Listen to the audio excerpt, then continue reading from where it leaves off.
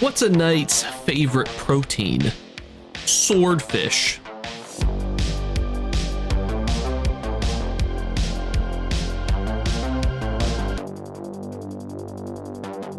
What's going on, YouTube? It is Friday, which means we have our singular golden vendor. We'll talk about that more in just one moment, but we are start in the Hollow City, inside of Cold Harbor, outside the plane of existence, to go over our first and probably only golden vendor. However, this one is oh my god, I always record these live right as he pops up, and this is probably one of the best items that you can actually buy from him. But I'm looking down and I'm seeing better items, and now granted these things are fine, but the stable too to go along with it. We'll go through all the items just so you guys can see them, and then we'll talk about why they're good. You can actually see Tamriel's Trading Center actually has their average price. You guys see these? This purple tree is worth 26,000. This purple tree, or pink tree, excuse me, is worth 25,000.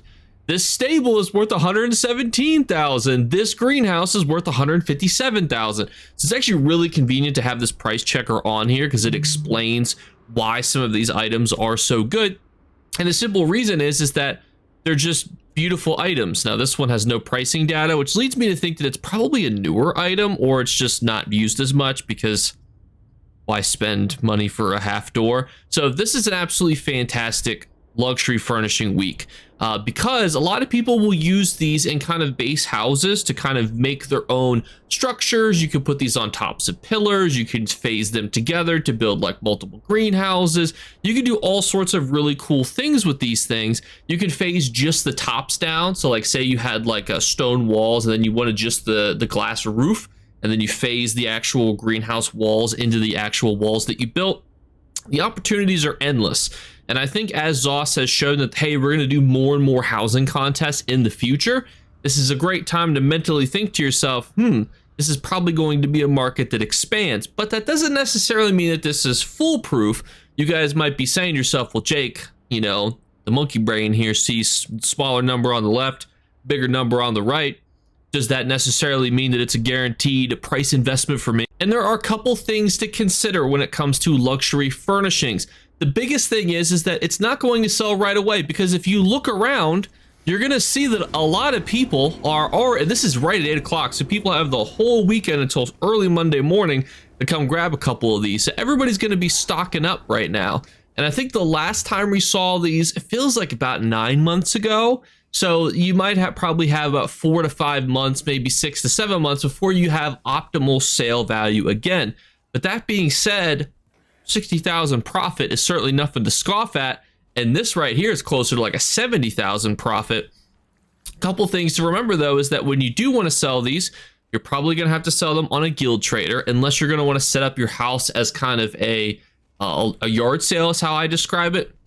Oftentimes people who sell furnishing items, especially luxury furnishing items from this vendor that are rotational and only appear during this weekend time period, they set up their house into different stages. Like everything in this section is worth 10,000 gold. Everything in this section is 20,000. Everything in this section is 30,000 gold, and so on, depending on the price ranges that they need to do. And then they'll go in zone chat or guild chat and say, hey, fellas, ladies and gentlemen, come on down here and buy some items, or check out my house, see if there's anything that you want to buy. I used to do this all the time when I was really into housing furnishings. Now I just buy them and craft them on my own, because I find I just need something to dump gold into, and it's literally the perfect thing to dump gold into is actually the plans for the ones that you can't purchase here. So there's lots of different ways you can get furnishings. The two most common ones when it comes to reselling them is either from the luxury furnishing vendor, which is right here, who's available from Friday to Monday, early Monday morning, or you can craft them with recipes essentially, but then you have to get all the materials to do that and the recipe itself, and sometimes that can be expensive, but then once you have the recipe, you can make as many as you want as long as you have the ingredients for them. So different tactics that people will use to sell furnishings, but I always like to think of it too, you have yourself in a situation where you just look at a lot of this stuff and you think everything here is over its value pretty significantly. Even if you just invested in these trees, for example, these are beautiful trees. You could put them in your own home, and if you wanted to resell them later, you could see there's almost a 20,000 gold profit into some of these trees. So that's where I would start thinking logistically to yourself, is the luxury furnishing vendor for you? You probably are going to have to sell them either through a high tier furnishing vendor or a furnishing guild trader, excuse me, or you're going to have to sell them in your own home, which means you're going to have to interact with people in the future. All of which I'm not saying are bad, because most of these items are pretty searched, especially these Altmer items. People are going to be searching these in 6 months because they're just so popular and they're so universally used for really cool housing designs. People are going to be searching for them, especially if there's another ability to go out and do another ZOS, sponsored housing event. You're going to see even more people buy these. So it's a kind of a gamble, but as you can see, the gamble has already paid off for people who invested 9 months ago. So there's really less of a risk if you wanted to then invest in the future. But I would say, as I'm going to be picking up a couple of these, but I'll probably be using some of them because I want to build like a Hogwartsy style house. And these items are just perfect for it. They just look cool. They're just like little independent. And this was only one housing item. When you have a huge housing limit, having a big old chunky boy like this is actually really incredible. And I'm very glad that ZOS gave us something good this weekend to talk about, because if it was like Falmer items, I'd be like, do I even make a video? Like, what do we talk about? And so you might be thinking to yourself, Jake, why did you spend so much time, talking about that other vendor? Well, it's because the golden vendor is uninteractable during the Vengeance campaign. So what'll happen is next weekend, unfortunately, when I'm traveling to Germany, there will be a double golden vendor. So please help me coerce Paradox ESO to record that video for me. Please. Because now there's going to be double the amount of sets, double the monster sets, double the golden sets next weekend. It does kind of suck because I don't think Zeals of Zenithar will cover that event. Actually, we can't even look for him in here. We're going to have to leave one moment. And yes, so unfortunately, we only have 4 days, well, 3 days, 13 hours, 50 minutes to be exact before the comments come at me, which means that it was going to end on Tuesday morning. So even the next Tuesday vendor is actually not going to be affected by the Telvar vendor or the actual Scholarium vendor. Infinite Archive is unaffected because Archival Fortunes are not affected. That kind of sucks, but I will just remind everybody, since we got to talk about something, if you play between, I believe, 5 a.m. and 10 a.m., you can get 3 extra event tickets by doing your actual Tuesday quest. That's the daily quest that you find for the Zeals of Zenithar event. You'll find that here in Belkarth just by running over from the Way Shrine and doing the daily quest. I generally find myself buying things because I see the daily quest and it's like, spend 10,000 gold, and spending 10,000 gold for me is very easy. I just look at the furniture. I literally just search plans and then wham, bam, thank you, ma'am. I look for one that's just around 10,000 plus gold. Get one, turn that bad boy in, get my 3 event tickets and spend those fragments. The nice thing too is the Indrake vendors right there for those Indrake inclined people.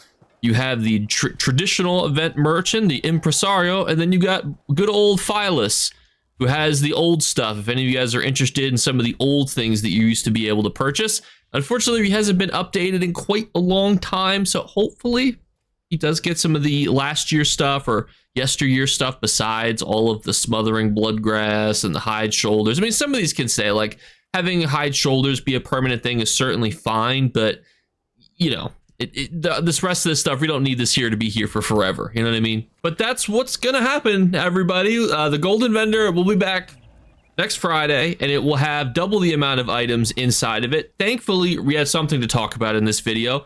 You also, if you're inclined, can check out my video yesterday about different dungeons that are able to be farmed in the month of July. One of them is already farmable. You can see we already can go and farm Pierre Theric's Arms, which means that is a farmable dungeon for you to go into. So check out yesterday's video if you're interested in more on that. Thank you guys for still watching this video without sets to review. I didn't really know what else to do besides we still have the luxury vendor, so it's not like we could take a week off or do a different video. So thank you for sticking around to the end and past all the waffling. Have a fantastic Friday. Quickly, our 3 giveaway drawings. All you need to do is be subscribed. We hit 32,000 subscribers. We're on the road to 33,000 subscribers. We are 45 subs away from our next 100 subscriber mark. Second thing you need to do for our second drawing is just leave a like and a comment on as many videos as you want. And the third thing is look for a hidden word to be flashed upon the screen. If you're the first person to find and comment that word, you will win. We're going to hide one word for the month of July. I accidentally already put one in at the beginning of the month, so technically we're going to do two, but it was like July 1st. So we'll have another one. Don't worry if you missed that one. So thank you guys one last time. I'll catch you guys later, and I'll see you then. Bye, guys. You better remember to like and subscribe to Jakeclips. Or you should. I might have to pluck your eyes if you don't. Or, better yet, I'll skip rope with your entrails. Do it now. Subscribe. Ta-ta. Off with you.